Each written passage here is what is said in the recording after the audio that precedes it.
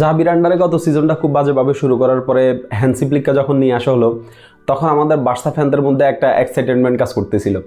আমরা বিশ্বাস করতে শুরু করছিলাম যে হ্যান্সি ফ্লিক আসলে বার্সার খেলার যে ট্যাকটিক্স ওই ট্যাকটিক্সে বিশাল একটা পরিবর্তন নিয়ে আসবেন। বার্সা আসলে গত কয়েক সিজন ধরে যে বোরিং ব্যাকপাসিং ফুটবল খেলতেছিল ওইখান থেকে বের হয়ে এসে আমরা আশা করছিলাম যে হ্যান্সি ফ্লিক বার্সাকে হাই প্রেসিং এবং আপনার কাউন্টার অ্যাটাকিং বা স্পিডি একটা ফুটবল খেলাবেন।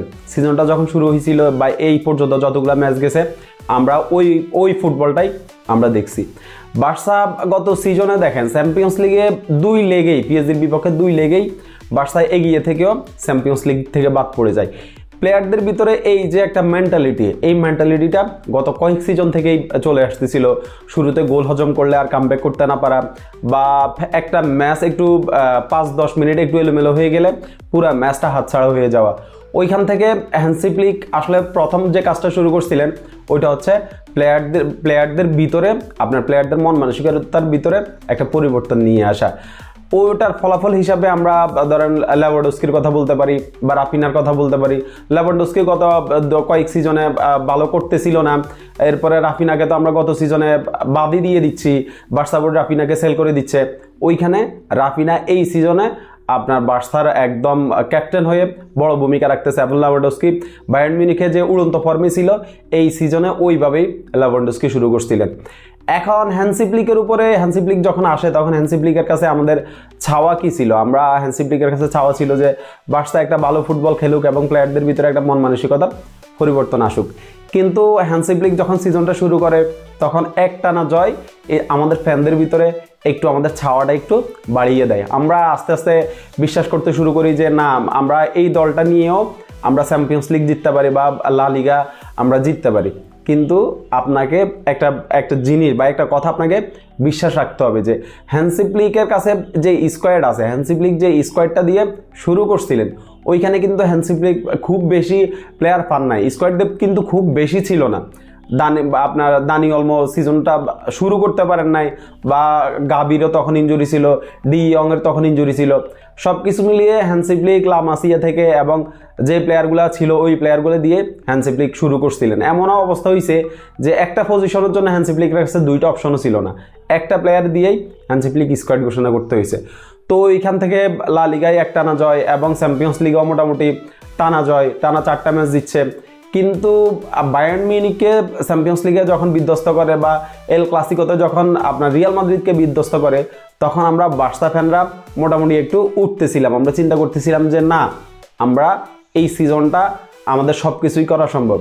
কিন্তু ভাই আপনাকে মাটিতেই রাখতে হবে, আপনাকে এই কথাটা চিন্তা করতে হবে যে এই সিজনটা আমাদের ট্রানজিশন সিজন চলতেছে। এই সিজনে আমরা যা পাবো সবই বোনাস। আমরা মূলত ধরেন হ্যান্সি ফ্লিক রাতারাতি সব কিছু পরিবর্তন করতে পারবেন না, হ্যান্সি ফ্লিককে আস্তে আস্তে সময় দিতে হবে এবং হ্যান্সি ফ্লিক আস্তে আস্তে পরিবর্তন করবেন। তাই তো এই সিজনে হ্যান্সি ফ্লিকের কাছে চাওয়া হচ্ছে যে মোটামুটি বার্সার খেলার স্টাইল পরিবর্তন করা, প্লেয়ারদের মন মানসিকতার ভিতরে একটা পরিবর্তন আনা এবং প্লেয়ারদের ভিতরে এই বিশ্বাসটা রাখা যে কোনো অবস্থাতেই ম্যাচে ফেরা সম্ভব এবং কামব্যাক করা সম্ভব, যেটা রিয়াল মাদ্রিদ করে থাকে। ভাই রিয়াল মাদ্রিদকে আপনি কামব্যাক কিং বলতেই পারেন, এটাতে অস্বীকার করার মতো কিছু নেই।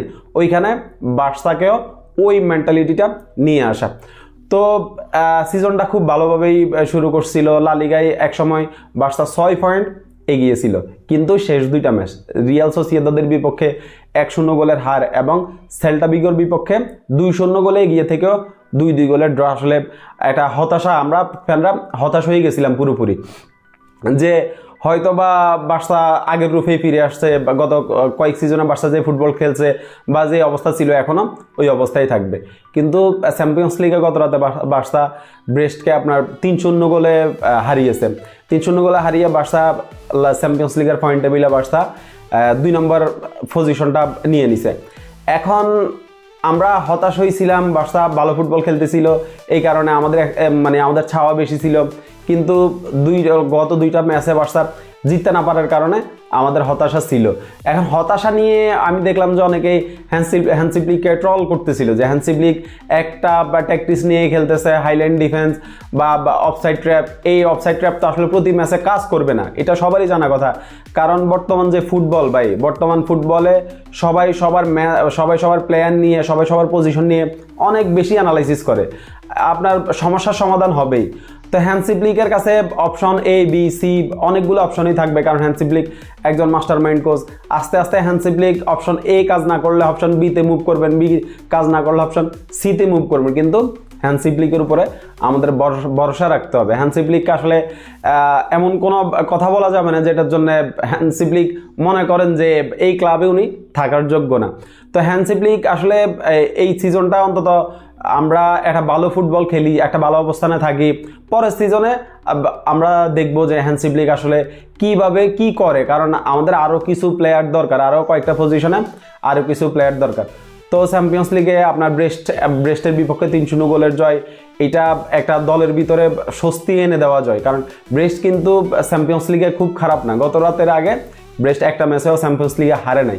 তো ব্রেস্টের বিপক্ষে জয় পাওয়াটা একটা স্বস্তিদায়ক জয়, এবং আপনার টিমের ভিতরেও একটা মোটামুটি একটা স্বস্তি নিয়ে আসা। গত 2 ম্যাচে হতাশাজনক পারফরমেন্সের পরে এই জয়টা অন্তত প্লেয়ারদের ভিতরে একটা কনফিডেন্স বুস্ট করবে পরবর্তী ম্যাচের জন্য।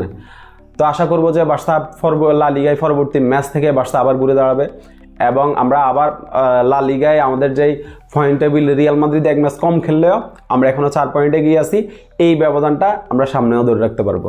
বিস্কাইল বার্সা।